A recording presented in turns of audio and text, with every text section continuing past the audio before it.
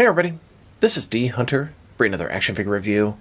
Today, we're going to look at the McFarlane DC Multiverse Injustice 2 Brainiac.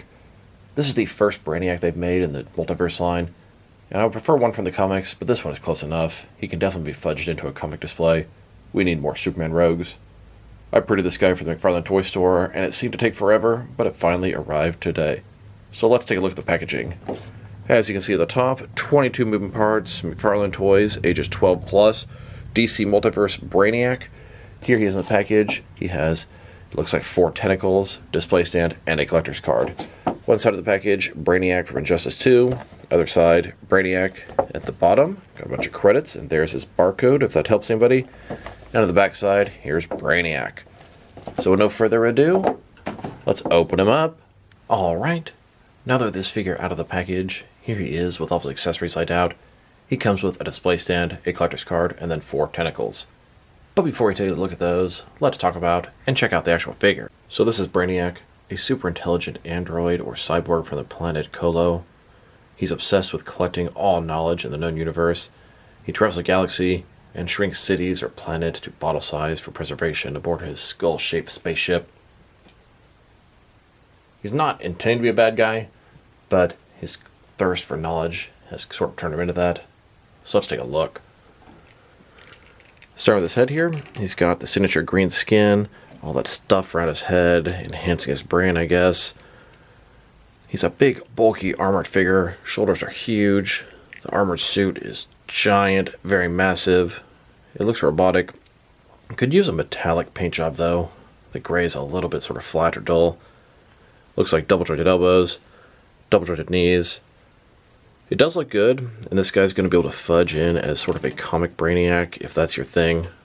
I find most people are into the comic figures more so than the movie or TV show or video game figures, although I like them all, but comic is my top priority, so you can fudge Brainiac into that type of display as well if you'd like. You can see where the tentacles are going to plug in. And a closer look at his face and head sculpt. Looks pretty good to me. Another Superman rogue to add to the mix. Now for his accessories. Let's start with the boring stuff. Here's a display stand. Typical McFarlane stand. It's a black circle, very thin, very basic. Now for his collector's card. As you can see, it's an image of Brainiac. Brainiac from Injustice 2. On the back side, there is a description. If you want to read that, pause now. Now for his tentacles. Kind of reminds me of Doc Ock from Spider-Man. He has 4 of them, 2 of which have these sort of grabbing type prongs at the end, and then the other 2 have just sort of a spike there. Now, I really thought these things would have a bendy wire in them so you could take different shapes, but no, it's just a sort of rubbery piece of plastic. You cannot alter the shape, they just go right back into place. That is almost a crime. Here's Brainiac without the tentacles. You can see 4 holes on his back where they'll attach to. And then here he is with his tentacles attached. I believe the sort of grabbing prongs are supposed to go on the top and the spikes on the bottom. But if you wanted to, you could swap it out and display it the other way with the spiked on top, although it just doesn't quite look as good.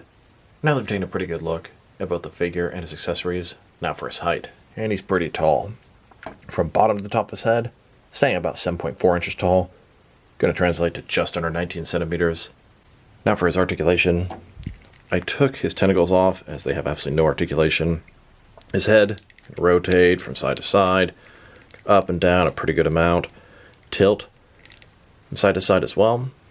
Shoulders, the ball joint goes out less than 90 degrees, and it's not the shoulder pads that are the problem, just the way they're designed. Up, down, around. He's got a butterfly joint to his shoulder or chest, increasing the range of motion and covering the large gap. Bicep cut below that. Double jointed elbows below that. His wrist can rotate and is going to be hinged. Ball joint his torso, rotate around, forward and back. Not a wide range there. His waist, rotate around, forward and back. Between the two, decent range of motion, more at the waist than the torso. Legs, complete as splits. McFarlane hip joints, rotation non-existent. They go forward about that far. Double jointed knees below that. And then his ankle, forward and back. Rotate, tilt rock, and of course, to articulation. Here's a look at Brainiac on his ship using his computer. A close-up look at Brainiac Fantastic figure. Here's the Injustice Superman taking on the Injustice Brainiac. Now let's check him out. Next to some other action figures, starting off with some other Brainiac figures. The only other Brainiac figure that I have is a DC Direct Alex Ross Justice Brainiac. Now I've repainted this guy. He's supposed to be a Dollotron from Arkham Knight. These are the creations of Professor Pig. And I actually got 5 of these DC Direct Brainiac figures. That way I can have a complete army of Dollotrons from my Arkham Knight Professor Pig. Here's the Injustice Brainiac, next to the Injustice Superman, the 2 newest Injustice figures. Well, also the Platinum Chase variant of Brainiac. And if anyone has a lead on where I can get one, please drop me a line in the comments below. It's the last Platinum I'm looking for. And here he is, next to the Flash and Gorilla Grodd, the first 2 McFarlane Injustice figures they made. They did make a Platinum Chase variant of Gorilla Grodd. This one had silver armor. Then, the next wave consisted of Flash in a white suit, Hot Pursuit Flash, and Dr. Fate.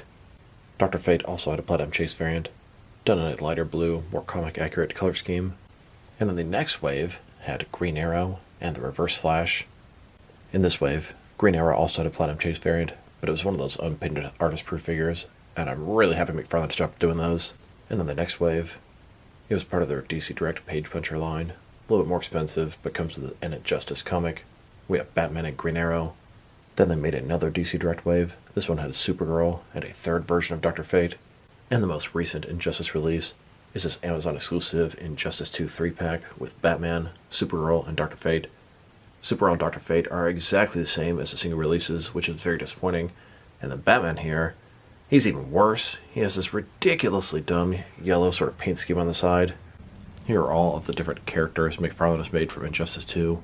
9 so far, and there's an unlimited amount they could still make. Here's McFarlane's entire Injustice 2 collection, with the exception of the Platinum Chase Brainiac, of course. Here's Brainiac, next to my Mattel Injustice figures. We have Joker, Armored Batman, and regular Batman. And here he is, next to my SH Figure Arts Injustice figures, Batman, Joker, and Harley Quinn. And now, next to Storm Collectibles, Injustice Bane. Here are all the different McFarlane DC Multiverse Superman villains they've made. These are characters specifically in the Superman Rogues Gallery. We have Darkseid, Bizarro, Doomsday, Lex Luthor, Brainiac, Atomic Skull, General Zod, Mongol, Eradicator, and Ultraman. Now I do want a comic version of Brainiac, but the Superman Rogues Gallery is getting pretty hefty at this point. I'm actually feeling pretty good about his villains. And I guess Devastator and Lobo are kind of Superman villains. Devastator is basically a cross between Batman and Doomsday, and then Lobo started off as a Superman villain. Now let's check him out, next to some other recently released McFarlane DC Multiverse figures. Here he is, next to the Target exclusive Flashpoint Wave, collect-to-build Cyborg. And here he is, next to some recent Amazon exclusive glow-in-the-dark figures. We have the Titan Joker, the Infected Batman, Jon Stewart Green Lantern, and Swamp Thing. Then, next to some Entertainment Earth exclusive sketch variations, we have the White Knight Batman, the Todd McFarlane Batman, and the Comedian Joker. And now, next to some more Entertainment Earth exclusive figures, these are the Black Light versions. We have the Zernar Batman and the Infinite Frontier Joker and Scarecrow. Here's Brainiac, next to the McFarlane Collector's Edition Wave 2, both the regular and the Platinum Chase variants. Firestorm, Hawkman, and Sinestro. And here he is, next to the Batman Last Night on Earth, Batman vs. Omega 2-pack. Then, next to the Dark Knights of Steel Batman, and both versions of the Jim Gordon Batman. And now, next to the Batman Beyond versus Justice Lord Superman 2-pack. Here's Brainiac, next to both versions of the Santa Batman. And here he is, next to the Big Bat Toy Store exclusive, black and white accent, Joker and Martian Manhunter. Then, with some more recently released McFarlane Toy Store exclusive figures, we have the Patina variant of Superboy Prime and Merciless, then Catman and the Interrogation Room Joker. And now, next to the Aquaman and Lost Kingdom movie wave. Here's Brainiac, next to the Black and Gray Hush Batman and the GameStop exclusive Batman and Bat Raptor 2-pack Batman.